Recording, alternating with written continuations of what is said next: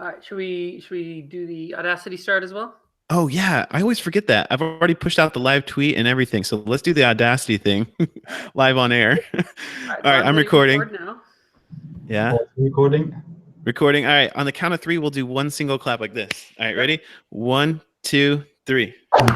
Nailed it. Okay. All right. I got always a good to nice, do strong audio. peak in my waveform here. Looks good. Audio checking live on air. That's the best way to do it. It's the Thanks only way for joining us. Oh, what? I said it's the only way to do it. You Sorry, know, do your intro.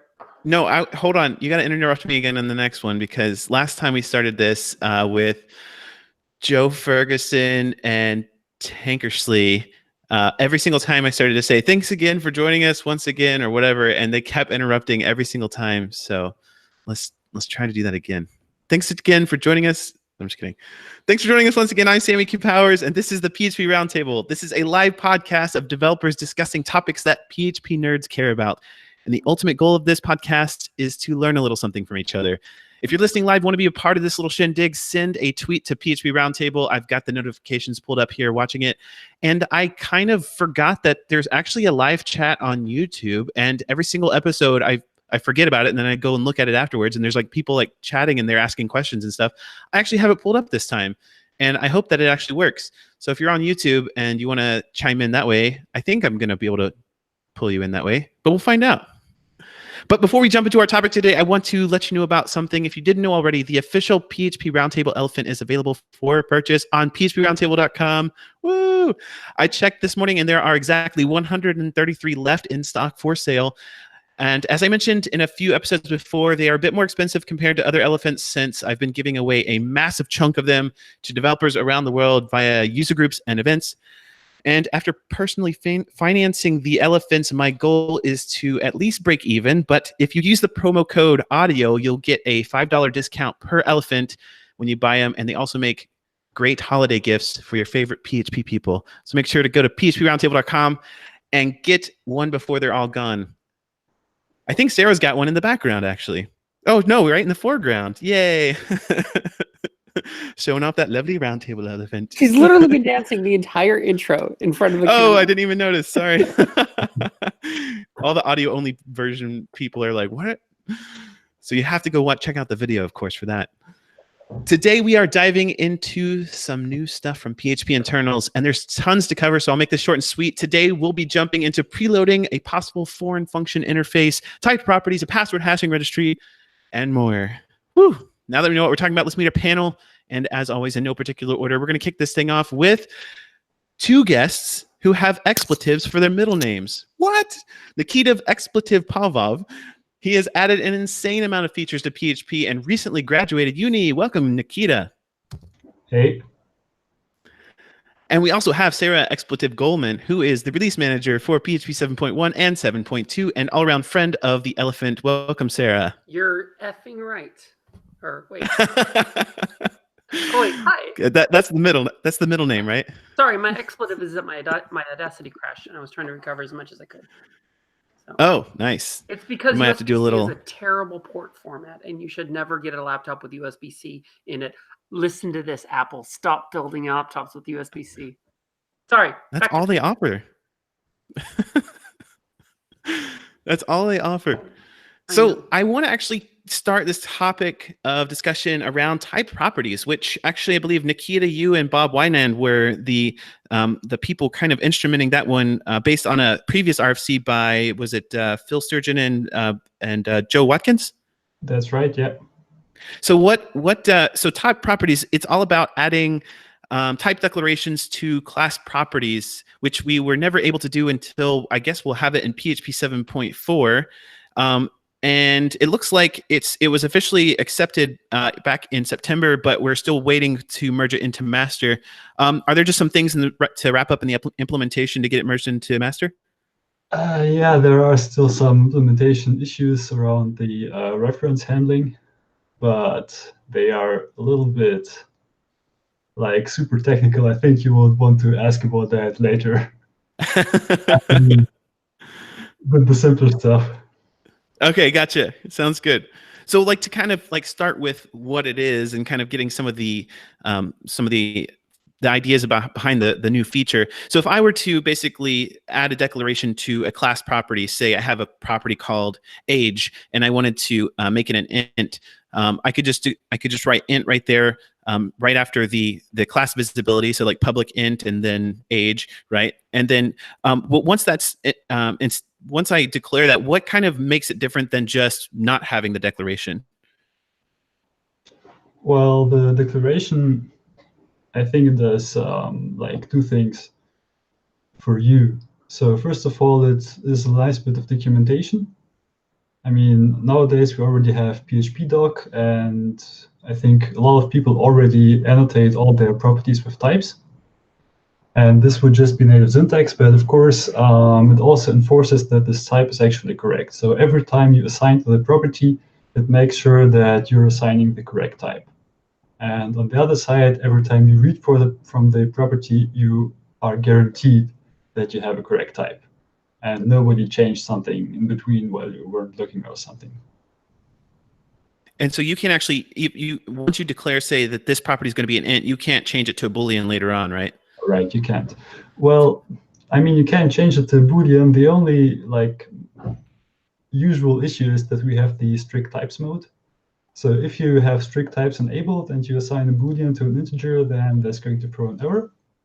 If you don't have it enabled, then the Boolean is going to be cast into an integer. So if you assign false, you're going to get a 0. But that's like the usual typing behavior in PHP as it is now. Gotcha. So like the normal type coercion stuff that we see when we like try to pass a false to a string or something will be the same exact type of coercion that we see with the type properties? Cool. Right.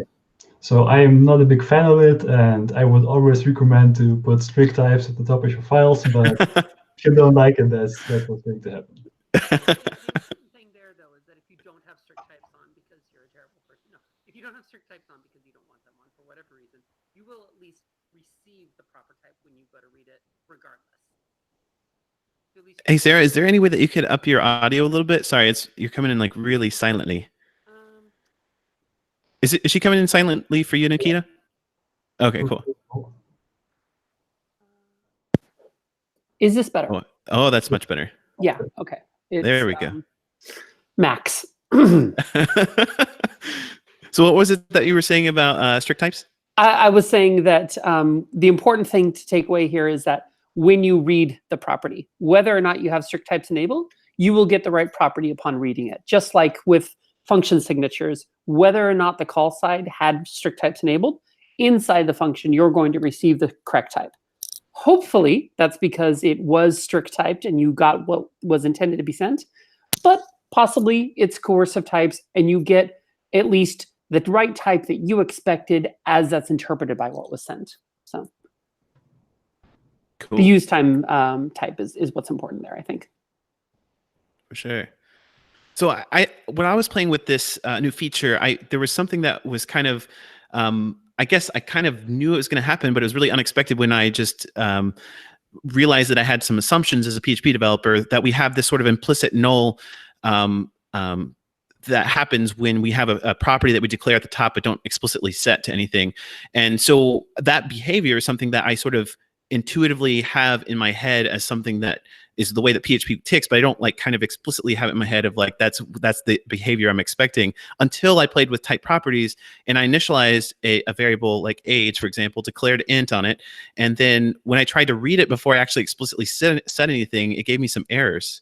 So we have like a new state of variables, like initialized but not set kind of thing? Yeah, so it's not exactly a new state in the sense that even nowadays, you always have the possibility to unset a property. Even if you declare it in your class, you can still unset it. And if you then access it, you're going to get an undefined property error, or rather notice. But there definitely is a difference in that this is not the default state. So normally properties are just null by default, but type properties are going to be uninitialized by default. And the reason why we made this choice is that if we want to initialize them to null, then basically all the property types become implicitly nullable. So you don't have an integer property, you have an integer or null property. And like in some cases, that's what you actually want. And if you want that, you can still do it by declaring a nullable type. So, question mark int or something. But in many, many cases, you actually don't. And if you like implicitly add a null type to everything, then all the consumers of the property also have to check for null. So that's one of the, well, this is what the what's called the $1 billion mistake in Java, that everything is nullable. And the people who designed that originally seem to regret it pretty much, and we hope to avoid that particular mistake. But type properties do support nullable, right? Question mark type, yeah. They do. Yeah, no, but they don't support all the keywords, right? So like void, like we would have like a return type for void. It makes sense that, I mean, I don't know why void would make sense in this context, but I did notice that callable is not supported. And why is that? There's like some implementation details there? Yeah, so usually types are the same everywhere. So if you have an integer, it's always an integer. But if you have a callable, then it's callable from somewhere. So for example, if you have a private method, then that private method is going to be callable inside the class, but not outside of it. So it could happen that you're storing a private method inside a property, and that's valid because at this point you can call it. And then outside the class, you read from this property. And at that point, it's no longer callable. So this kind of doesn't line up. And there are a couple of ways in which we could solve it. For example, if you have a public callable property, we only allow assigning publicly callable methods to it. But all of this is kind of different from how callable works in the rest of PHP. And so for now, at least, we've decided to just drop this question and forbid it entirely. And the workaround is basically you can type int it with closure, and then you can use closure from callable to initialize it, because if you use closure from callable, that's always callable. So even if you do that with a private method, that private method becomes callable from everywhere. That's a cool workaround. That's so funny. I for some reason, I've never thought about type ending closure on something that I wanted to be callable. That's like, I usually just use callable, but sometimes it just like, I'm only ever expecting a closure specifically. And I never really thought about type ending closure.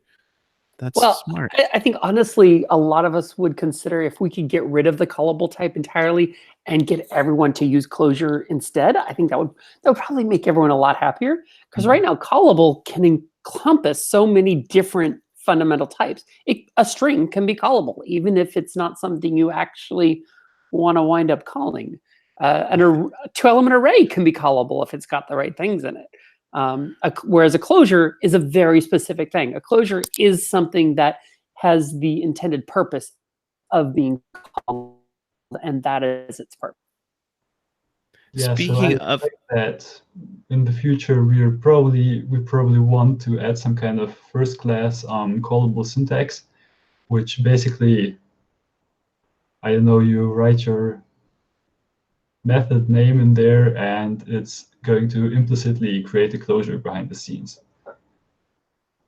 So Malti Bladerman is, I'm really bad at pronouncing names, so I apologize. Chimed in from YouTube chat. Good evening. Will iterable be supported? Yes, of course. So only two exceptions are void and callable, and everything else, including iterable, is going to be supported. So does that include resource as well? No, because resource is not supported anywhere else either. So what is this resource thing? why is it another thing we want to get rid of? It's terrible.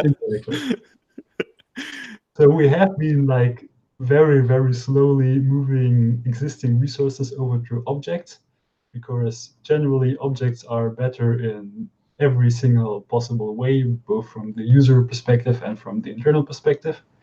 But it's going to take, I don't know, forever until we get rid of resources entirely. So, well, internally speaking, a PHP 5 and later object is a resource in terms of what it's capable of, Plus, it's got everything else that you get from objects, like functions that sit on top of it and are attached to a thing. And it's actually a much better storage, just in terms of the indirection from our resource type, which is, hi, I'm resource number 5. Go figure out what that means, versus, hi, I'm a resource, and here's the thing that I'm a resource for right next to me. Go grab it.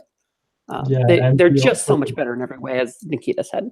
Have like the resource implementation is a bit second class. For example, if you have basically everything that's stored inside the resource is not visible to the garbage collector. So if you have cycles that involve resources, you're going to leak memory. And that's like one of the many reasons why we want to get rid of this concept entirely. Do you have a rough estimate of when you think we'll be able to eventually deprecate and remove resources? I know that's probably the worst question to ask at any point, but never. So I'm going to say the biggest hurdle to us being able to do that are file I/O streams. File I/O streams are by far our biggest consumer of resources right now. Everything that you do with file I/O is wrapped up in a stream, and so much of every PHP extension and third-party extensions are aware of this. And they're like, oh, you've given me a file stream. I'm going to deal with that using PHP's file APIs. So if we wanted to move that into an object, it would be a non-trivial amount of work to convert all those extensions, all of that user code that's doing things like if is resource and resource type is stream. And that is a gigantic mountain of technical debt that nobody's really got the time and energy to deal with.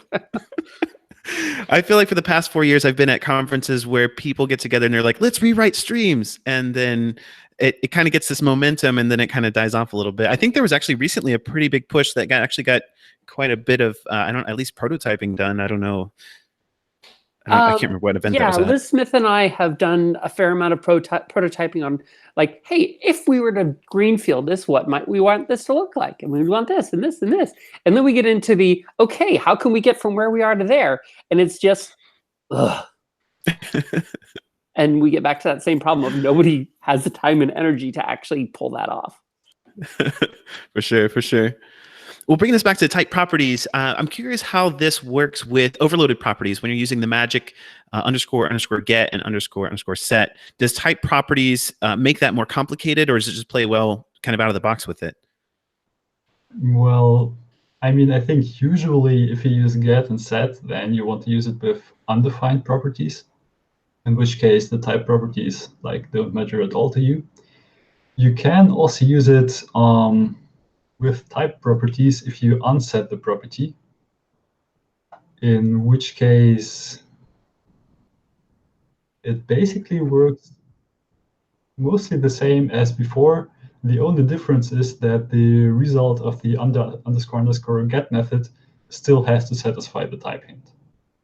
But I think this is a pretty unusual thing to do. So I know this is a pattern that Doctrine uses for lazy initialization, but I think apart from this rather specific special case, I don't really expect people to do that commonly. So there is one other case that's a little less specialized and a little less rare, and that is when your typed property is non-publicly visible.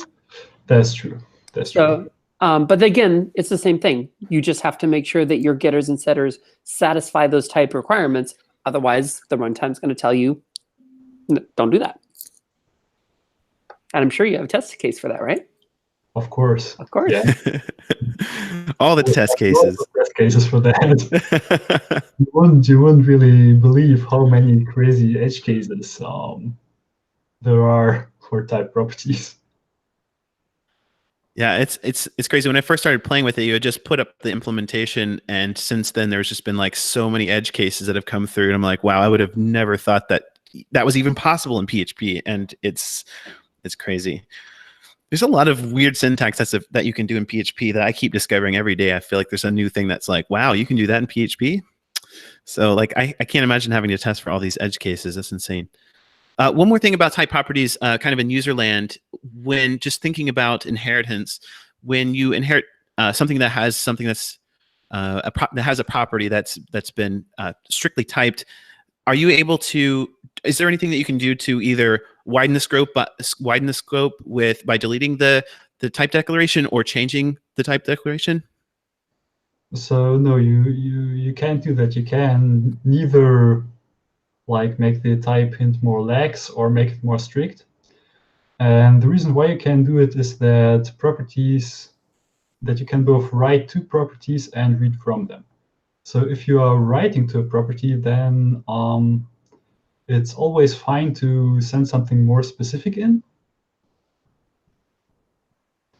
Wait a moment, I think I'm getting stuff mixed up. So if you allow your property types to get wider, then you'll violate the read time guarantee. And if you allow your property types to get more narrow, then you'll violate the write time guarantee. Exactly. Yeah. So if we would get read-only properties, then we could allow you to specify a more specific type in a child class. And if we get write-only properties, well, I don't know what the write-only property is, so I don't think it's worth to discuss. Mutable only. That would be funny. I never want to read it. Yeah. I guess in certain contexts you could have mutable only if a certain context only ever wanted to write, but I don't know. I suppose that if would you're make sense. using it as a garbage collector bucket, it's like, hey, just keep a reference around. I never want to read this, but keep a reference around. But that's a contrived use case. So we're kind of diving deep under the hood for this. What about people who write extensions? What impact does this RFC have on them? So the big impact is that really the largest part of the type properties ever see is how to deal with references. So you can get a reference to a type property, and then we have to make sure that even if you modify like the value of the property indirectly through the reference, that everything is still enforced correctly. And in order to do that, we actually have to insert a type check somewhere. The issue is that right now in the engine, you can basically anywhere you want just write into reference without checking anything. So extensions will actually have to do some bit of pretty extensive porting to switch to new macros which do the additional type checks. I think it's relatively mechanical replacement. You just replace one macro with another one, but still it has to be done, and you have to find all the places where references are written and change them. The good news is that even if you don't do it, then everything will still build correctly. Only maybe not perform those type checks. And at the same time, there's also the bad side, so you don't get compile errors if you don't do this kind of porting. So you don't actually know if you are already ready or not. So an easy way is, for example, just look at order function and check which accept references. And those are probably the only ones you will have to touch. But hey, maybe if we get preloading, we can get these extensions to write all of that kind of stuff in script code, and then we get it for free, right? That would be very great. That sounds like a transition into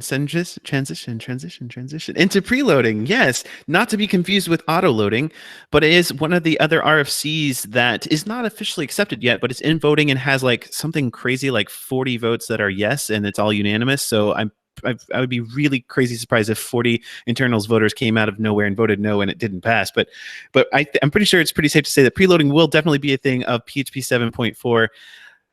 It's just to kind of give the TLDR on preloading, and I'm going to try to give a TLDR on how PHP processes your scripts with Nikita and Sara looking at me, scrutinizing me the whole time. So the sweat is already starting to come down my forehead a little bit.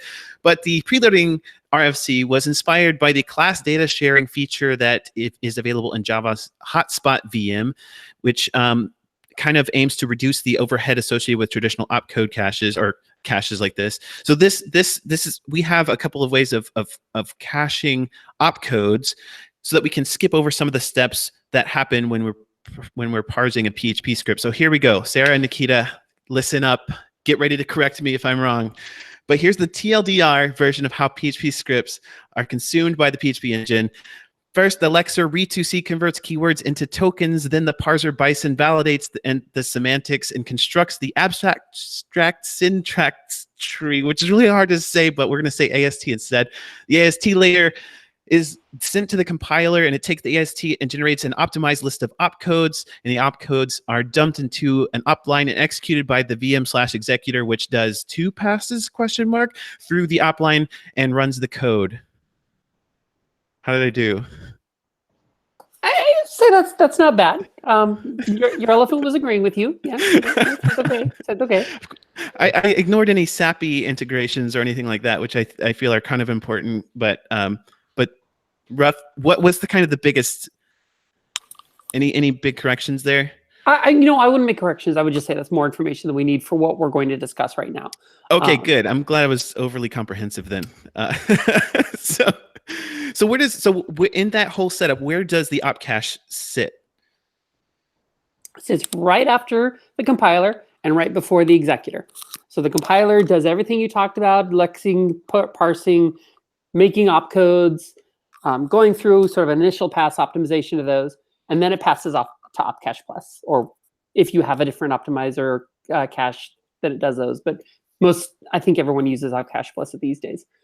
And then that has its own section of optimizers where it goes a little bit deeper than core PHP would go, and it does some more like code elimination and branch optimization, things like that. And then it stores that stuff into shared memory, so that each time your code is loaded up after that, when you include a file, it says, hey, I've already got all that deep optimization compilation done. Have a copy of it. And when you said shared memory, is that the imminent, like the module init phase of the PHP script or the PHP execution? What I just described there is happening at runtime. So that's happening right at the start of your request. And really, like that whole phase, like even the first time you compile, that's happening during a request. So a request comes in, you say include some file. It goes, it says, is it in the cache? If so, great, grab it. If not, go through the compile step, put it in the cache, and then let me use it. And that's all happening right at the beginning of a request. Cool. So we have opcache basically trimming those like the first couple stages of parsing, lexing, and compiling out of the picture. If we've already done that, every request, we can just pull it out of the opcache. But there's some overhead associated with this because of the way it's stored in opcache, right? Like each file is stored separately, and so there's some overhead of kind of like combining all these things together. Is that kind of the bottleneck there? Yeah, there's some final binding that needs to be done. Back in PHP 5 days, we actually had to copy all of those opcodes from shared memory into local process memory, and we had to copy all their constants. We had to copy a whole bunch of stuff. We don't have to do quite as much of that anymore. We're able to do a bit more directly in the shared memory than we used to be able to, but there is still overhead in terms of, all right, here are the list of functions that are in this file. Let's actually bind each one of these functions into our local process space. And that loads up into this hash table, which is basically an internal PHP array that says, all right, when you're calling the function Sammy_rules, there's the implementation for it. If you're invoking the class Sammy_sucks, there's the implementation for that. So all of that binding is what takes the extra time right now. And that's what preloading will get us away from, is that we'll do that binding. We will do all the compilation at process startup, that imminent stage you talked about, and we will do all of that binding also at that time, because we're going to say every single request wants the function Sammy rules, and every single request wants the class Sammy sucks. So let's get those bound in right up at the start so that every time a new request comes in, we're not having to rebind them over and over again. This is all just pure caching. Once you know the answer to a question, don't ask the question again. So the main overhead right now is probably the handling of classes. So as Sara mentioned, like the actual opcodes, for example, all of these are in shared memory and never copied. But for classes, for example, if you have a class that extends another class, it stores a pointer to the parent class. And that pointer is going to be different for each request. So in order to modify it, we have to copy from shared memory to process memory and then replace this pointer to the parent class or parent interface or whatever. So the way opcache does it, it has like one huge chunk of memory, which is the arena. It just copies this whole memory, and then it goes through it and fixes up all the pointers to point to the new copy of the memory. And that's already pretty efficient, but it still takes a lot of copying. And even once that is done, it still has to perform the actual inheritance at runtime. And inheritance involves stuff like checking the method compatibility. So making sure that all of the method signatures have type hints that are compatible with the parent class, and so on. And if you like have a big framework and you load 500 classes at runtime, then doing those method checks is going to take up a lot of time. And that's what we want to avoid. Yeah, that's pretty typical these days, right? With the giant monolith frameworks, there is just an insane amount of classes that you have to load, and a lot of bootstrapping that goes on with every request. So hopefully, if you have something that's really heavily bootstrapped like that, if you were able to say like cache all these bootstrapping results, the compiled results somewhere, you could just pull them out at arbitrarily at any point in time during runtime. That's what preloading is all about, right? Pretty much. Ish. Sorry, I was going to give Nikita a chance to answer that. I mean, so yes. It's not even about pulling them out at runtime as they're needed. It's like they are pulled out already. It is as if you have this bit of script code that says require this file, require. As if that was at the beginning of your request, that part of run has been skipped now. So you've done all of that copying in essentially before your application runs. And like Nikita said, with monolithic frameworks, whether it's, I mean, I don't want to pick on anybody, but like Laravel or Symfony or Zend have got a ton of classes for doing all of these things. I mean, all of those class file loads are going to take some small amount of time, and then you multiply it by 1,000 files or whatever you're including for your framework. That's a lot. Times every request. Yeah. That's insane. Yeah. So by the way, Joe Watkins chimed in. Hey, Joe from internals. He said also watching pass 2 is part of the compile, not exec. That was what I remember there being a two pass thing, and I couldn't remember where it was, and that's where it was, the compiler, because it's doing the optimization. So a double pass, I guess, helps the optimize that at that point, right? Well, like I said, there's basically two optimizers at play. There's the one that's built into the core Zend engine, and that's sort of a baby optimizer that just does a few simple things. And then there's the optimizer built into opcache, which is a beefier, heavier optimizer. The two pass, that's built into Zend. I don't know how many phases are in the opcache optimizer. So opcache has a lot, but just specifically what this pass 2 is about, it's not really optimization. It's just fixing up the opcodes, which are like first stored in a convenient way for compilation into a form that's more efficient for execution. So for example, if you use constants in your code, then these constants are going to be placed directly after your instructions, and it will store an offset to these constants. So the constant can be fetched simply by taking your current instruction pointer and adding an integer. But that's kind of super inconvenient while you're compiling, but it's very fast at runtime. So this is what this pass2 does. It just converts between these two forms, basically. And jump targets as well for branching. Yeah, exactly. Obviously, it has to be done because you don't know how many instructions are going to come after your if statement. Joe's chime in. He's like, yeah, what Nikki said. Nice. Thanks, Joe. Yeah, so sorry, I kind of gave us a little bit of a tangent there when kind of looking at kind of opcodes and stuff. There's lots of different streets we could take with this, but I kind of want to see what's relevant for specifically preloading and kind of how preloading works. So it sounds like with preloading, you basically use already existing functions that exist when you have opcode, opcache extension enabled. And I'm losing where it is. Oh, yeah, opcache compile file, which you just point to a file and it'll, I guess, get it down to the compile the opcodes and then store it in the cache. So you basically have a new any sitting with opcode with opcache called opcache preload, and you basically set a file that goes through all of the things that you want to preload, right? And then all that stuff is loaded there and available for you during imminent module init.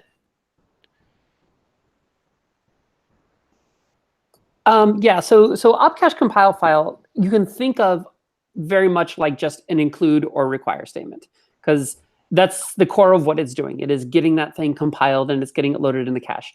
The place it differs is differs is that include or require will actually then go and bind it into your current request and actually execute any pseudomain instructions that you have in that file.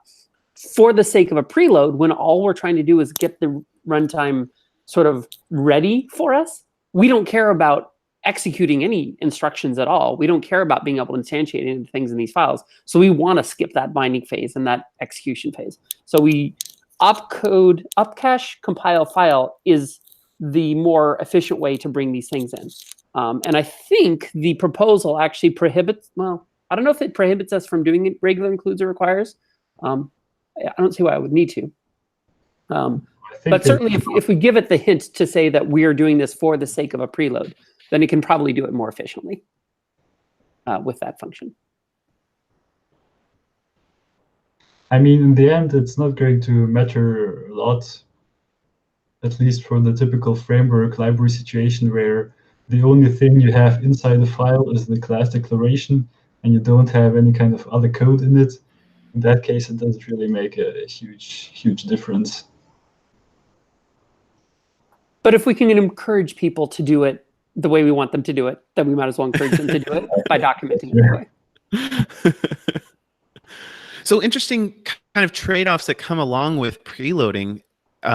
Pretty surprising ones that they totally make sense, but until you kind of sit down and really think about it, it's interesting to see. So one of those is that if you're on a shared host, preloading will probably be pretty useless to you, right?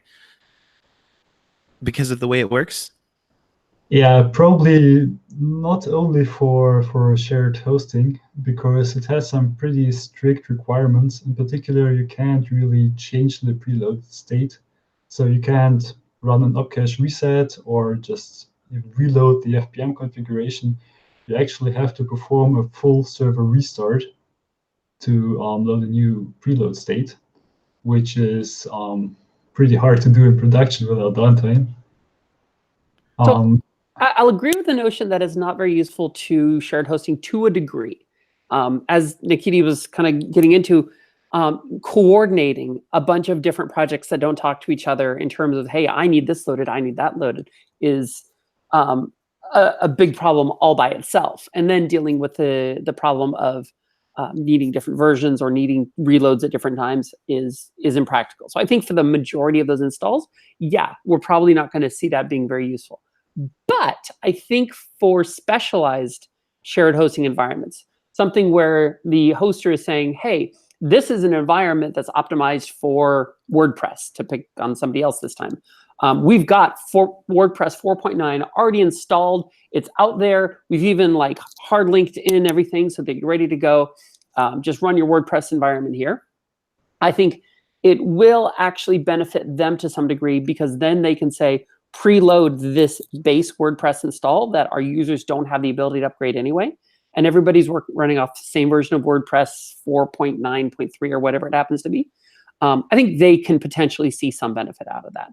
But they're definitely not the people who we're targeting for benefit here. We're targeting people who control their whole server and control their whole deployment, or at least control their virtual private server / container, their own instance of PHP. Yeah, it sounds a lot like there's some other optimization that you can do when you compile a PHP binary. You put it in a certain state, and I'm trying to remember what it's called, but like you run you make the binary or whatever, and then you use some sort of like Apache Bench or something. You hit the request like 1,000 times with your code that you're going to use, and then recompile it again, and it does some little optimization tricks at the compiler side. Do you know what I'm talking about? Yeah, you're talking. Oh wow, it was in my head 3 seconds ago. I was about to say it over you, and I wanted to wait. It's profile guided optimizations is what you're thinking. Right. Okay. Yeah. Yeah. On HHVM, we found we could get up to a 10% boost on Facebook's code base using profile guided optimization. Nice. This is not necessarily something that's going to be 10% across the board. It might be slightly less or slightly more for different people. But the idea is, at the machine code instruction level, we say, hey, this code is calling this function, which calls this function, which calls this function in these orders, and we have these kinds of hot code paths and cold code paths. So what we're going to do is we're going to organize where these instructions fit within the program space, so that things that are called together are in the same layer 2 cache at the same time, and we don't have to go to disk or we don't have to go to memory to get them out and get them closer to the processor. So that is a way that applications can be sped up and improved, but it's basically orthogonal to this entire question of preloading, partly because preloading is not native code compilation. Preloading is just, hey, we've started the process. Now let's compile these things in opcodes and let's store them into our opcode arrays and our function tables over here. Potentially, we could at a later time look at, hey, now that the server's been running for a while, what is our analysis of what functions are getting called with what frequency and in what order?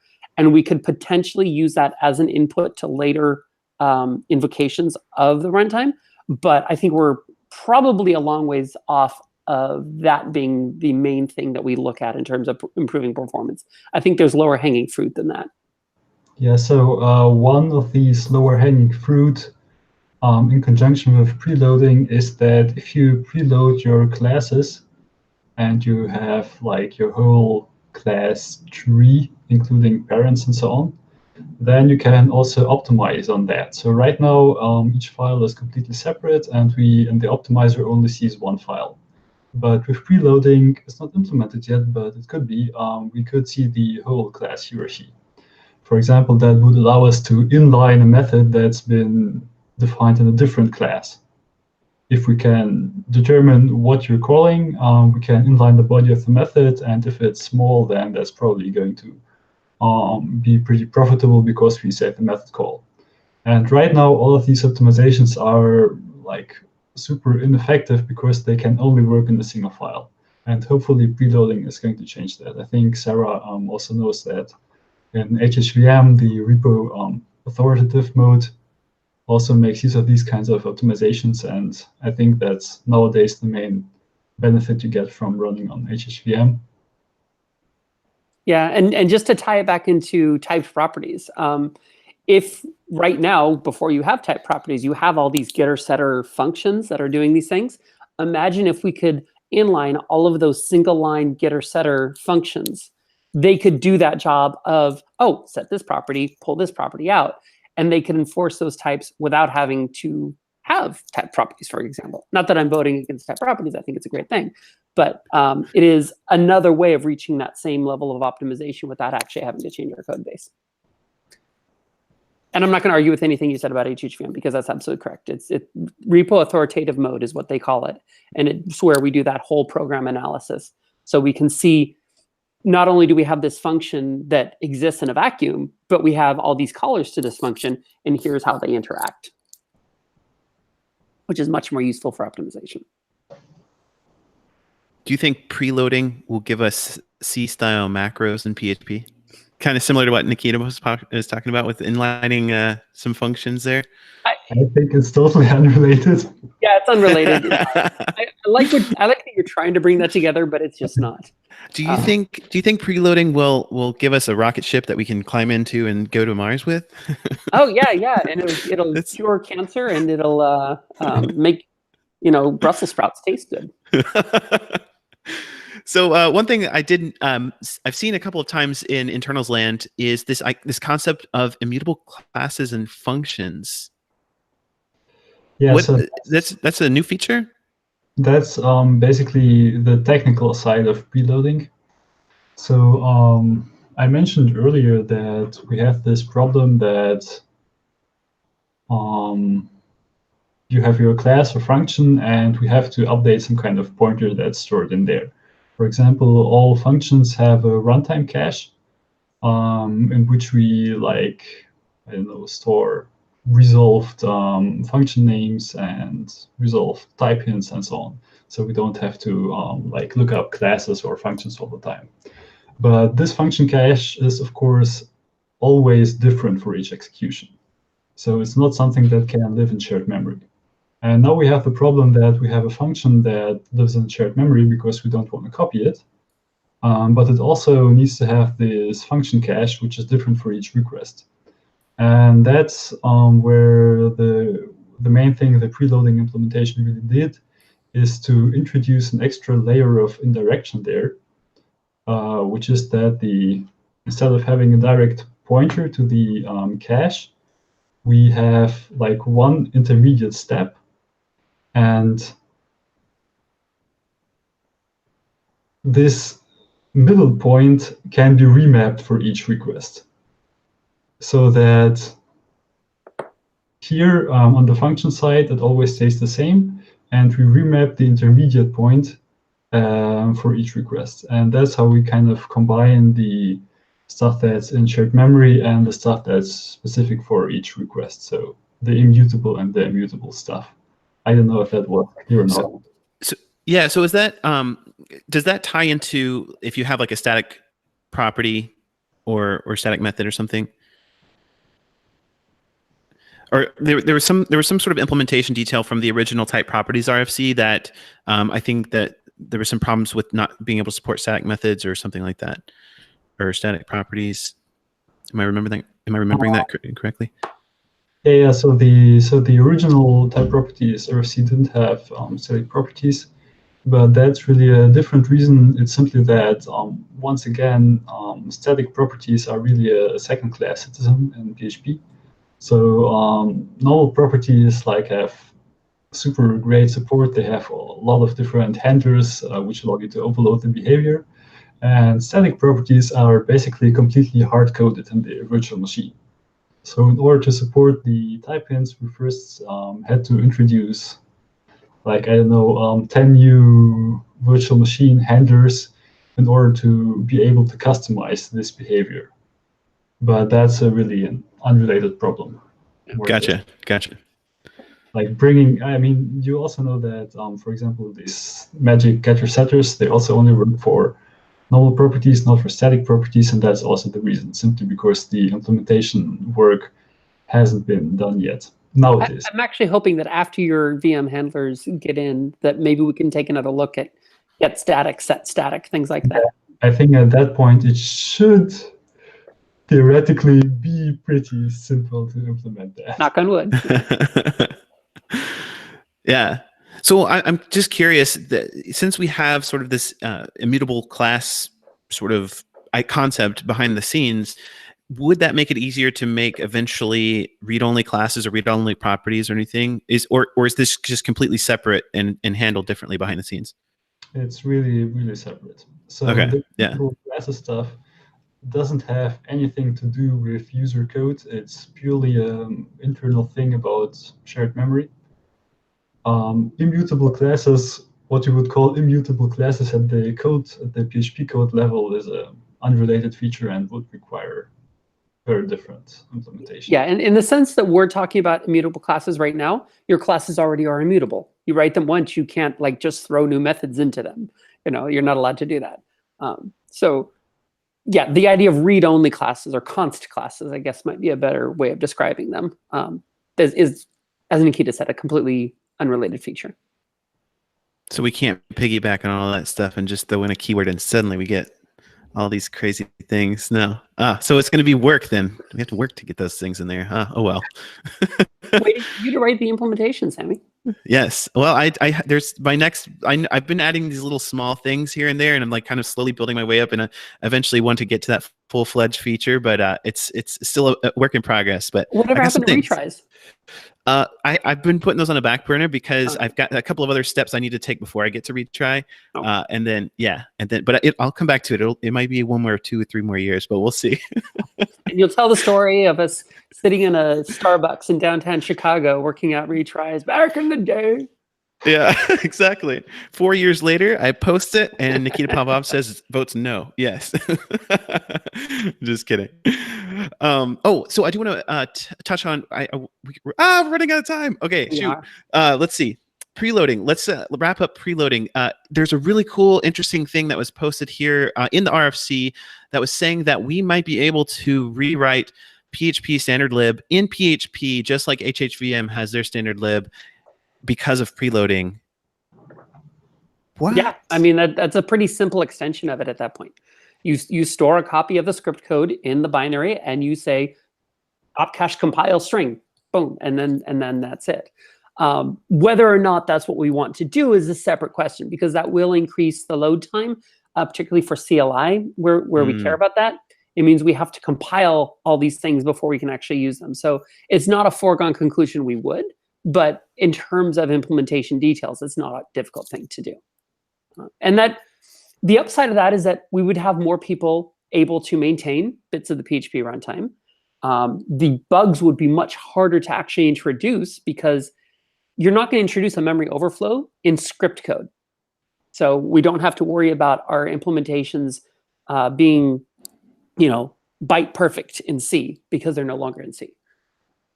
And maybe it could actually be faster in some cases, because some operations like invoking a callback are notoriously expensive to do in C, because we're basically going from the virtual machine to C code back to the virtual machine, and this kind of reentrancy is expensive. So if you implement something like array map in PHP, I'm not sure if it would be faster, but I wouldn't be surprised if it is. In HHVM, it was. And specifically in HHVM, we wrote it in what we called hip-hop assembly, which is basically bytecode form. So we stored the bytecodes for it, and we had bytecodes that could specifically only be generated by being written in HHS. They actually couldn't be generated from script code. So we had a super optimization on array map and those kind of functions. But also on a more trivial level, inlining can happen when you've got your internal code written in script, because then the optimizer can see that stuff and it can pull that in. And the function call overhead is actually one of our worst hits right now. It takes more time than it should to do a function call to an internal function, and we can improve that. And if we can inline those things, we can improve it even more. True. I really think that this rewriting the standard lib in PHP would be a huge project to undertake, and there's so many different paths that could go down, and there's so many ways that I think people could get involved and become internals contributors on this one thing. And I'm really excited about the prospect of this being a real thing in PHP later on. But we'll keep our ears on the our eyes peeled. What's the expression? Our eyes peeled? What's with keep the our ears? eyes peeled, keep our ear to the ground, keep ear our to the nose ground. There we go. Body parts all over the place. The one thing I was going to add is that a lot of this work's already been done in HHVM, so we might be able to steal a whole lot back. Hey, we're PHP developers. We copy paste. We're really good at it. So I'm just going to go to HHVM's repo right now and just copy paste all the things. HHVM stole a lot from us. We can steal stuff right back. It's called open source. That's right. Speaking a lot of it still has our license on it. Yeah. There's giant copyright text at the top that takes up like the first 1,000 lines of every file. That's a big copyright text. Yeah. One thing to kind of give us a transition into the next thing, which will be a quick one, I think, is that this can be used in conjunction with an extension called FFI, or Foreign Function Interface, which is supposedly a dangerous extension at the moment. But how is preloading going to get us a little closer to adding a foreign function interface to PHP? I think it doesn't really get us closer, but having a foreign function interface is important if we want to implement the standard library in PHP. Because, there are basically two reasons why we have internal functions. And one of them is performance reasons. And the other is because we want to interact with native libraries like OpenSSL. And if you want to implement stuff in PHP, then we need to be able to access those libraries somehow. And that's for the foreign function interface. I think it's not really directly related to preloading. It's more that once we have this concept of standard library written in PHP, then we need to have this FFI interface in some way to make it work. Gotcha. I'm going to take the hardball argument sort of position and say that I disagree entirely. But what I'm going to say specifically is that all of these places that we're interfacing to POSIX libraries and things that can't be done in pure script code, we have those interfaces already. And we don't have to get rid of the idea of internal functions where they make sense. So if we're wrapping DNS get record or something like that. That wraps internal libresolve functions. It should still wrap libresolve functions, and we don't need to try to rewrite the entire thing and have these unsafe, and I'm using that word in the sense that Go or Rust uses unsafe, but really they're really unsafe concepts of wrapping external functions when we've already gotten that code already written and it's already there and it already works mostly fine. I also think that we could take different approaches to how we end up doing it. I'm going to be a proponent of what HHVM does because I built what HHVM does, and that's HNI, a hip-hop native interface. We can make a PHP version of it called PNI, whatever you want to call it. I think there are different ways to solve this problem, and I think we need to have long conversations about what is going to be best for PHP in the long run, whether that be FFI or PNI or what we have now or some fourth thing. I don't necessarily disagree. I mean, there are lots of stuff lots of parts of extensions that you can move into PHP and just keep calling into the internal functions for the rest. And I also agree that for the existing extensions, it probably doesn't make sense to migrate, but having the FFI interface would make it much quicker to add support for new libraries to PHP, because you don't have to go through the extension scaffolding. I won't disagree with that, and we can have these much longer conversations over email on internals. I will say that I'll just plug my current employer, Mongo. Their driver actually exists in two complete separate pieces right now. One is the extension, which does that sort of final wrapping of the internal API, and one is this PHP library, which handles all of the sort of the bulk of the operations. It's going to be great when we can just put those together with preloading, and if we can even simplify those extension wrapping pieces through FFI or something else, I think that will make for overall a better extension there. And if it can be a better extension for that one, it can probably be a better extension for a lot of different interfaces, be they database related or not. Or even password hashing related. Say I wanted to pull in a different password hash and I wanted to use FFI to do that. Maybe I could do that? Segue, transition. Into password hashing registry, which is an RFC actually by Sara Golemon, who's with us right here.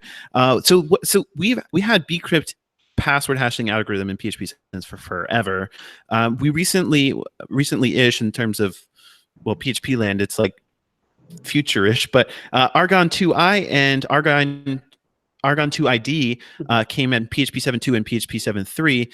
So we're starting to see a potential issue, I guess, Sarah, right? That we might have a potential to see a lot of different password hashing algorithms start coming down the pipe as computers get much harder to keep those hashes secure, and they get faster at cracking them. So I don't think we need to spend too much time on this because, like you said, we are getting long on our time here. But yes, we are. This one is not something that's going to impact external users very heavily, at least not in ways that they're going to notice. But the big problem that I see in our password hashing functions right now, password hash, password verify, password needs to rehash, is that the algorithms that PHP knows about must be built into the core of PHP. They're part of the Ext standard extension. And there's no way to say, hey, I'm the libsodium extension. I would like to give you these other algorithms that I know how to handle and I know how to create password hashes for. So this RFC is just about saying, hey, instead of having these be hard-coded, let's just create a little registry. This registry is going to be basically an internal array. And it's going to say, for the bcrypt algorithm, here's the set of methods that go with it. Oh, libsodium, you'd like to say something. Okay, you'd like to give me the sodium 5x algorithm or whatever you want to call it. Sounds secure. Here's its name. Here's all of its callback functions, and that can be loaded in at runtime. And so when distributions push out versions of PHP, they don't have to say, well, gosh, we want to offer the Argon 2i and Argon 2ID password hashing algorithms, but we don't want to have to make libargon be a dependency of just the core of PHP. So, oh, well, I guess we're going to have to make it a dependency. Now what they'll be able to do is deliver a core PHP that has minimal external library dependencies. And then when you load in PHP 7 sodium or whatever, that will register these new algorithms in, and you'll still be able to use them because you've explicitly said you want to use them. That's So it's about that's making genius. it more flexible. That's super genius. Yeah, I mean, getting Argon compiled in with PHP is quite. I mean, it's not like super hard, but it's not super trivial either. So it'd be nice to have like these sort of like, I guess it would from the user in perspective, it would feel like automatic bindings, right? Like of mapping hashing algorithms into PHP, kind of. Well, so there's two sides to that coin. On the one hand, it means that if your distribution didn't give Argon 2i to you in the core PHP, you'll probably be able to get it when you load up Sodium. So yay. On the downside, it means that your application can't just say, hey, I'm PHP 7.4, so obviously I have this set of algorithms. It's going to have to actually go and ask the password extension, hey, what algorithms are you aware of? And do you have the one that I need? If you don't have the one that I need to be prepared to deal with that fact. And that might be by saying, hey, you need to install this extension, or potentially, depending on what we do later on, load up this polyfill library that is going to handle the thing for me. We haven't actually determined that we're going to allow polyfills yet, but I think we'll probably end up doing that, possibly even within 7.4 if I get around to making that RFC separately. How would the polyfills have to be implemented in PHP in user land? Like, well, right now they would have to be implemented in extension code. Right. I would like, as a follow-up RFC, to allow them to be implemented in PHP code as well. But that has various security-related concerns attached to it. So I didn't want to overload the question too heavily right up front. Good call. In cryptography, it's easy to mess things up, so we got to be extra careful. And speaking of cryptography and being extra careful, there's one function that happens to fail open right now that should be failing close, and that's my RFC that I've got out there to improve the implementation. Segue, transition to the OpenSL random pseudobytes function that fails open. So if it breaks, it'll just return false, and then it requires the user to check to make sure that it actually was successful or not. In PHP 7.4, it looks like that's not going to be the case. It's going to actually throw an exception, just like random bytes. That's not really what I wanted to talk about. I actually want to kind of see if we can do like a really quick thing before my last question that I asked you. But one thing that I wanted to kind of ping off for both of you is for how do we deal with the API that exists in PHP when it is confusing, but we don't want to break changes. We don't want to break backwards compatibility. And this kind of came up with this particular RFC. I had a separate vote in there for not only failing close, but also to wrap up or to clean up the API rather, because it has a second parameter that actually doesn't do anything, but it's called crypto strong, and it's supposed to return false if the bytes that you're receiving aren't crypto strong. So there's a vote in there to deprecate that and eventually remove it. But that's also the correct usage of the function, according to the documentation, is that you should be checking this parameter. So all these people who are doing it the right way are now going to get deprecation messages. Well, I don't think they will. I don't think that vote's actually going to pass. But anyway, but what are your thoughts on just kind of cleaning up these APIs long term? And like when is it appropriate to deprecate things? When is it not appropriate to deprecate things? I just want to hear y'all's thoughts on that. Well, first I want to address one thing you left out of that explanation, and that is that second parameter, unless that OpenSSL random bytes function completely failed, will come back true. Like it only has one valid value out of there right now. So either OpenSSL random bytes will give you an empty string, in which case it failed, and this is what the first question is dealing with, or it'll give you a bunch of random bytes, and that second parameter will come back true. So I want to underline that in terms of how we're talking about this deprecation. So on the one hand, getting rid of that second parameter should sound fine because it's not offering anything useful, right? It's offering no real information, just a different way of looking at how the function failed. But at the same time, it's not harming anything either, is it? It's, the tiny bit of overhead of setting this reference parameter, whoop-de-doo. That doesn't actually help the user to get rid of it because we're not actually fixing any functionality for the user. We're not actually getting rid of any brokenness. We're creating BC for the sake of being right or being correct or being pure or getting rid of technical debt, is the argument that I see on that side. You might notice I voted in favor of getting rid of that second parameter because it's stupid. Because the other half of that discussion is, well, then when do we get rid of technical debt? because that's what this is. This is technical debt. This is a mistake that we made at some point along the line, or something that maybe wasn't a mistake at the time, but became irrelevant at some point and is now a mistake. When should we get rid of that? And I think the release right before a major, and we think that 7.4 will be right before the major release of 8.0, I think that's the perfect time to deprecate that. That is when we traditionally deprecate things. So I am 100% in favor of putting a deprecation warning here, because that's all we're talking about. It's not going to break the code. It's going to get one extra line in your log output.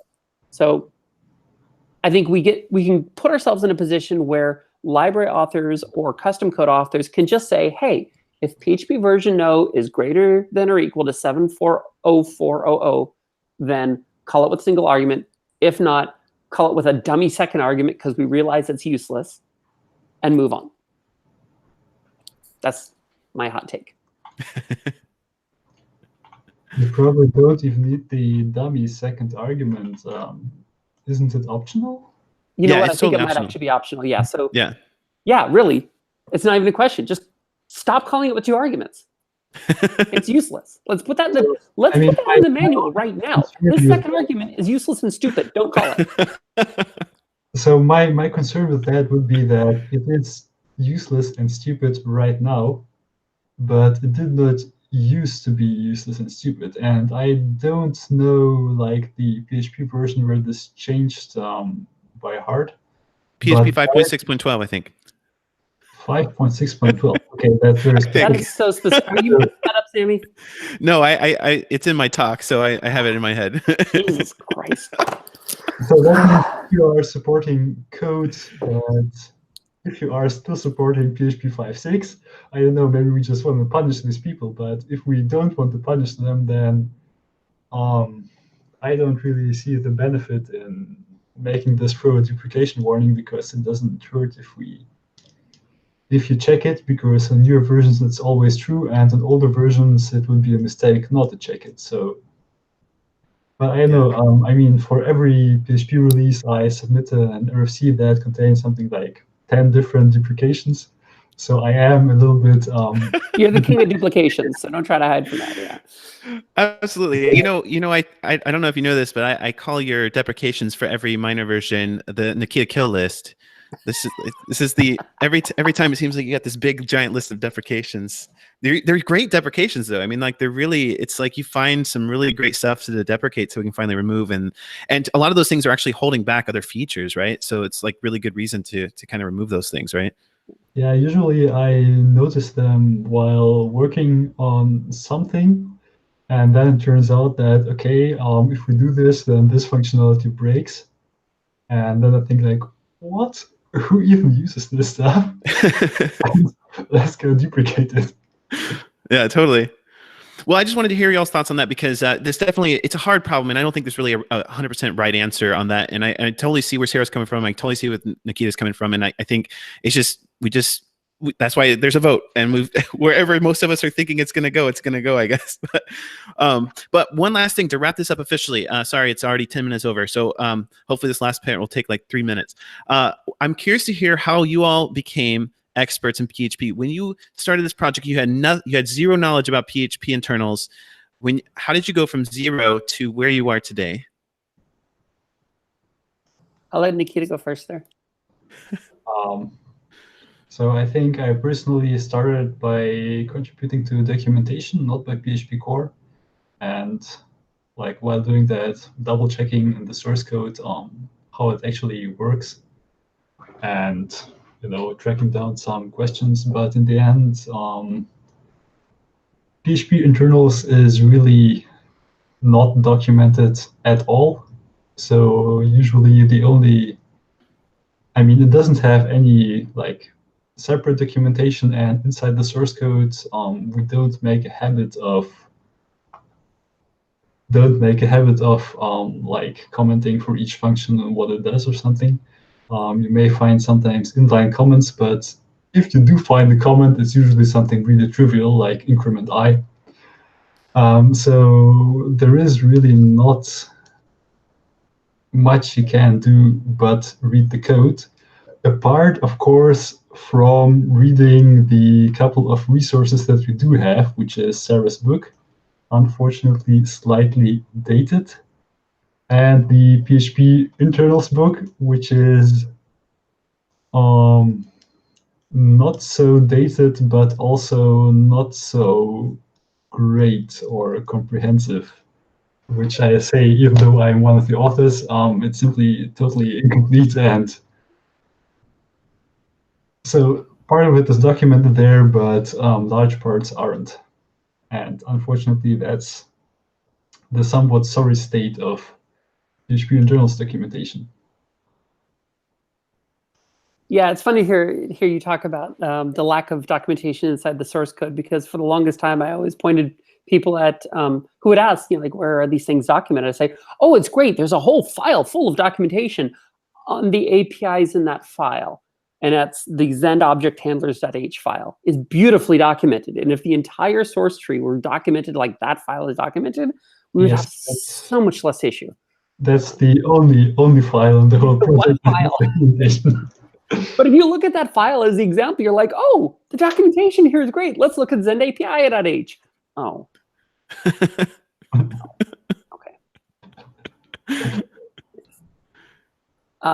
Yeah, okay. So I guess if I'm talking about my background, I was working for University of California at Berkeley back in 2000 and something. And I was bored. And I was using PHP in my day-to-day work. So I was writing our little sites in PHP, and they service the 10 or 20,000 users across the campus, something like that. So I didn't get a lot of hits, but I ran my little sites, and they ran fine. They ran on PHP. But I was bored because everything just worked, because that's what PHP does. It just works. So I spent a lot of time in IRC, which IRC is what we used to call Twitter back in the day. And I would help people out with their questions. I guess a little more like Stack Overflow. People would come in and say, hey, how can I get PHP to do this or that? So I'd help them out with that. And I remember one question came in. They wanted to get the logarithm base 2 of some number. But they're like, all I have is this natural logarithm and this log 10. Like, I don't have a log 2. How do I get that function? So I'm like, okay, let's go back to trigonometry or algebra, whichever one this is. Logarithm in any base of a number over logarithm in the same base of whatever base you want it to be in will get you logarithm of that number in that base. So just do log of x over log of 2. You're ready to go. And then I thought about it, and I'm like, well, why can't PHP just do this for us? So I did something that I would not do today, because today I would say, if you can do it in script code, you should, and you shouldn't move it into PHP's core. I looked into PHP's code base, and I said, how are these functions put together? How are they wired in? And I didn't find any documentation. This was PHP 4 days, so we didn't have Zend object handlers.h. I didn't even have that file. And but I had enough information to be able to find the log function, because log is only called in so many spots, right? So you just grep for that. Oh, here's this self-contained little function. This appears to be getting arguments from some stack somewhere, and this appears to be pushing a return value somewhere. So put together a patch, mail it into the PHP dev at list.php.net/list, because we weren't internals yet, and get told that my patch sucked, but here's how you can rewrite it to be better. Sent it in again, and it was just, all right, okay, committed. It's in CVS now, great. And within a couple of patches, they're like, here, go apply for an account, because we're tired of applying your patches for you. And it was basically that welcoming atmosphere of the PHP internals group. And I say they said it sucked. They did not say it sucked. They just said, here's some improvements. It was that welcoming atmosphere of just being like, oh, yeah, okay, your contributions are valued, and let's do them. That made me say, okay, this is an open source project worth spending my time on. And I already like PHP. So let's just get into it. And they have gotten deeper and deeper into it, started looking things outside the standard extension, started looking at how the engine, the core engine is put together. And I'm like, oh, this must be how you write a compiler. It's not how you write a compiler. It's getting better, but it's not. But everything I know about writing compilers has been in some way connected to PHP, including lessons about how not to write compilers. Yeah, it's just been iterative. One thing leads to another thing. I barely knew C when I started. I knew enough about it to know what questions to ask. It's been my gateway drug, and now I will swear by C++ 17 for the next 3 years until we get C++ 20. We're actually, well, I saw that PHP was maybe going to go to C99 officially, right? We're halfway there. We've had some C99 features for a while. Basically, the big thing that keeps us from going to C99, and for those listening, these numbers reference the years in which the standards bodies have ratified these particular standards. So PHP is primarily C89, meaning it's based on a standard that was ratified before a lot of its users were born, including Nikita, I'm pretty sure. That's true. And C99 is basically a 10-year later standard. It's still already 19 years old at this point. But these newer standards mean new features. It's just like PHP 5 versus PHP 6 versus PHP 7 or whatever. Sorry, PHP 6 is a real thing. It is. We had an episode about it. So where PHP is right now is it's about C89 and a half. And what mostly stops us from going to full C99 support is the Microsoft compiler. Microsoft compiler is mostly focused on C++. So like, yeah, we've got all these C++ 11 features, and then we've got these C++ 14 features, and we're basically standards compliant with C++ 17 at this point. So we're great, right? Well, they don't pay as much attention to the C side of things. So they have much of C99 implemented, but not all of it. So we can't even guarantee that if we go with C99 features that we'll be able to build on Windows, and that is problematic. We're pretty confident about the features we are willing to use at this point. So it's okay. But I would say Windows is a big part of what's holding us back. There are also a few other sort of edge case operating systems that we officially support, even if we're not aware of anyone actually using them. Like I think I think BSD is on our official list of supported operating systems: NetBSD, FreeBSD, OpenBSD, and some more edge case ones. So our concern is backwards compatibility and making sure we can run everywhere, and that is what holds us back more than anything. And it's why we use very little C++ anyway. Different interpretation on that one. Go for it. Namely that really we are already using a huge amount of C99 features. We are also using a number of C11 features, which is the standard that came after it. And really the only thing that's missing is that we officially say that, okay, we're using C99. Whereas nowadays, the Microsoft compiler, I think it has everything that we care about. The only thing it doesn't implement are some standard library features we don't really care about. I mean, I think it's something like complex numbers or advanced floating point control or something like that. I mean, we don't use that anyway. The other problem is more that our headers, so not the C files, but the headers, they also have to be compatible with C++. So they can be included by extensions that are written in C++. And C++ does not support all the features that C does, or that C99 does. In particular, one of the big ones are, flexible array members, which is something we'd love to use, but we can't because this is the stuff we have to use in headers, and that wouldn't compile in the C++ compiler, at least in the conforming C++ compiler. But I think really the state right now is we already support C19. We already use C99. We just haven't put the official stamp on it. We should talk later because I'm not sure that's 100% right. But we can talk. I'm pretty sure I did a pull request to set the C99 flag in the CI configuration, and it works on Linux, it works on Windows, but well, you mentioned things like flexible array containers, and that is something that HHVM uses in C++ 11 just fine, or 14 now. Members? Yeah. I'm pretty sure that there is a proposal for a C++ 20.